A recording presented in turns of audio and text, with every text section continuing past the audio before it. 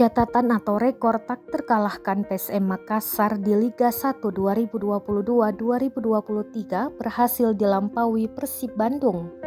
PSM Makassar menjadi tim tidak pernah terkalahkan 13 pertandingan berturut-turut di awal musim, dengan rincian 8 kemenangan dan 5 hasil imbang.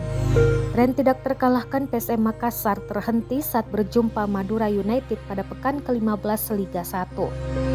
Duel yang berlangsung di Stadion Magowo Harjo Sleman pada Kamis 15 Desember 2022 itu, Laskar Pinisi meraih kekalahan pertamanya setelah takluk 0-1 dari Madura United.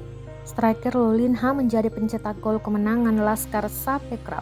Persib Bandung sendiri berhasil lewati rekor tidak terkalahkan PSM Makassar usai menang 2 gol tanpa balas pada pekan ke-22 Liga 1, Minggu 5 Februari 2023. 2 gol kemenangan Maung Bandung dicetak oleh Ciro Alves. Alhasil, klub kebanggaan masyarakat Bandung ini menjadi tim tidak terkalahkan di 14 pertandingan.